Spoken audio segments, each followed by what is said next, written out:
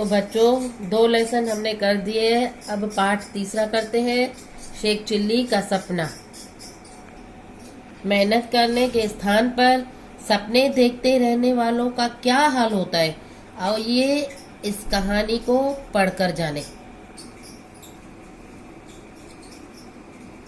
एक दिन शेख चिल्ली की अम्मी ने उससे कहा, बेटा अब तुम बड़े हो गए हो, तुम्हें कुछ न कुछ काम धंधा करना चाहिए। शेख चिल्ली बोला, लेकिन मुझे तो कोई भी काम नहीं आता। अम्मी बोली, बेटा कुछ न कुछ तो तुम्हें करना ही होगा। शेख चिल्ली मेहनत से नहीं घबराता था, मगर ख्याली पुलाव बहुत बनाता था। मस्ती में झूमता हुआ वह बाहर निकल पड़ा। रास्ते में एक सेठ अंडों का टोकरा पकड़े परेशान हालत में खड़ा था। उसने शेख चिल्ली को देखते ही कहा, ए भाई, इस टोकरे को मेरे घर तक पहुंचा दोगे तो तुम्हें 2 अंडे दूंगा।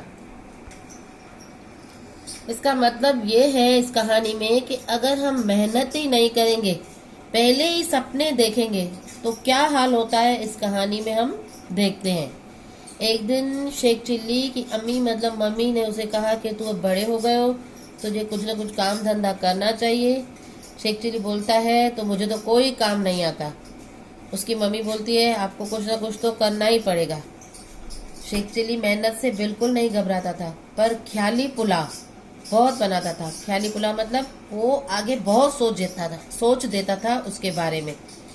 वो मस्ती में झूमता हुआ वह बाहर निकल पड़ा।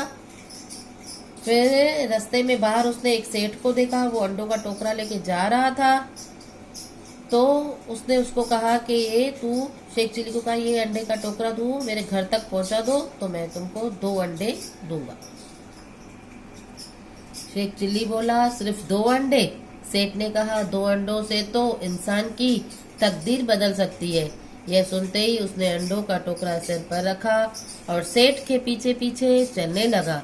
वह मजदूरी में मिलने वाले 2 अंडों को लेकर तकदीर बदलने का सपना देखने लगा। अब शेख चिल्ली बोलता है, भाई 2 अंडों से मेरा क्या होगा? तो सेठ जी बोलते हैं, 2 अंडों से तो इंसान की तकदीर मतलब किस्मत ही बदल जाती है। फिर जब इसने ऐसा सुना शेख चिल्ली ने, फिर वो अंडों का टोकरा अपने सर पर रख दिया और सेठ के पीछे पीछे वो चलने लगा। और अब वो ख्याली पुलाव मजदूरी में से मिलने वाले जो 2 अंडे हैं उसको लेके सपना देखने लगा। वह सोच रहा था, सेठ मुझे 2 अंडे देगा, अंडों से चूजे निकलेंगे जो बड़े होकर मुर्गे या मुर्गियां बनेंगे, मुर्गियां और अंडे देगी जिनमें से और चूजे निकलेंगे।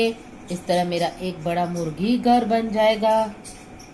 कुछ समय बाद मैं सारी मुर्गियां बेचकर कई भैंस खरीद लूंगा। इस तरह जल्दी ही मेरा दूध बेचने का व्यवसाय शुरू हो जाएगा। लोग मुझसे दूध खरीदने आएंगे और मैं अमीर बन जाऊंगा।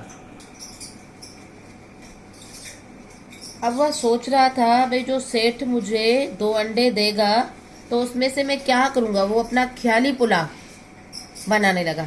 भाई जो अंडे मिले गए तो उसमें से चूजे निकलेंगे, बच्चे छोटे निकलेंगे, फिर वो बड़े होके मुर्गी या मुर्गियां बनेंगे, फिर वो और अंडे देंगे, फिर उसमें से और चूजे निकलेंगे। इस तरह मेरा बड़ा एक मुर्गी घर बन जाएगा। फिर वही थोड़ी दिनों के बाद मैं मुर्गियां सब बेच दूंगा, पर एक भैंस खरीदूंगा।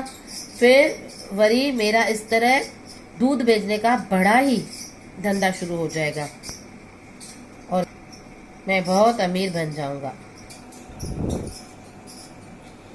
इसके बाद मैं अपनी सारी भैंसें बेचकर एक हाथी खरीदूंगा, लोगों को उसकी सवारी करवाऊंगा और पैसे इकट्ठे करके एक और हाथी खरीदूंगा। फिर उनके बच्चे होंगे, धीरे धीरे मेरे पास बहुत से हाथी हो जाएंगे। उन्हें मैं राजाओं तथा महाराजाओं को बेचूंगा और खूब सारा धन कमाऊंगा। अब शेख चिल्ली ने दूध का व्यवसाय शुरू किया। इसके बाद वही वो सोचता है कि अभी मैं ये सब भैंस है वो बेच दूंगा, फिर हाथी खरीदूंगा, फिर लोगों को उस पर सवारी कराऊंगा, फिर पैसे इकट्ठे करके एक और हाथी खरीदूंगा, फिर बहुत हाथी के बच्चे होंगे, धीरे धीरे मेरे पास बहुत सारे हाथी हो जाएंगे, फिर मैं उन्हें राजाओं और महाराजाओं को बेच दूंगा और खूब सारा धन कमाऊंगा।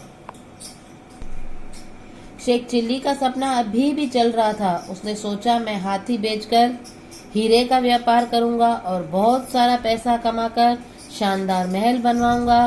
फिर मैं शादी कर लूंगा, फिर बच्चे होंगे, वे लाड़ प्यार में मेरे सर पर चढ़ेंगे। जब ज्यादा तंग करेंगे तो मैं उन्हें यूं झटका दिया करूंगा।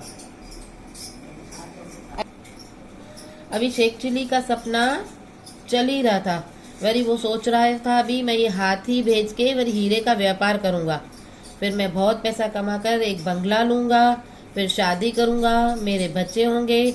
जब मैं उसको लाड़ प्यार करूंगा वो मेरे सिर पे चढ़ेंगे और जब वो मुझे ज्यादा तंग करेंगे तो मैं उसे दूर झटक दिया करूंगा।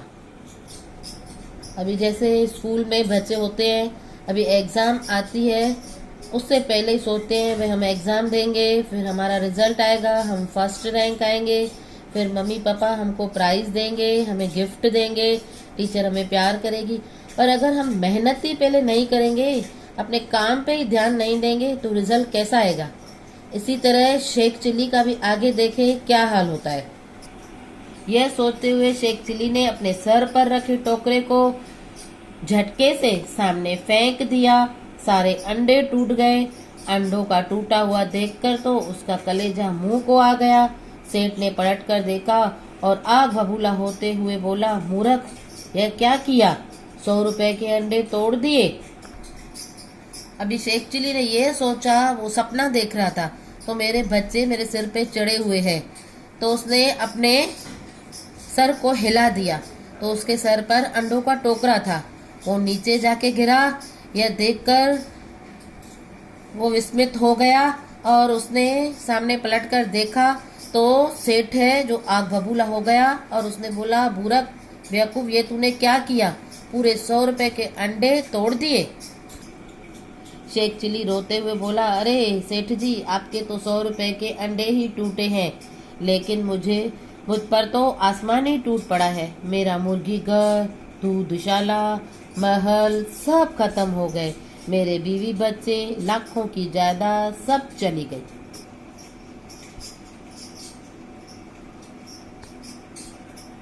दूधशाला मतलब जहाँ दूध मिलता है। अभी सेठ बहुत गुस्सा हो गया और उसको बोलता है कि तूने तो मेरे अंडे तोड़ दिए। तो शेख चिल्ली रोते हुए बोलता है, भाई आपके तो खाली 100 रुपए के अंडे टूटे हैं, लेकिन मेरा तो पूरा ही सपना ही टूट गया। मेरा मुर्गी घर, दूधशाला, महल, बीवी बच्चे सब जायदाद सब चले गए।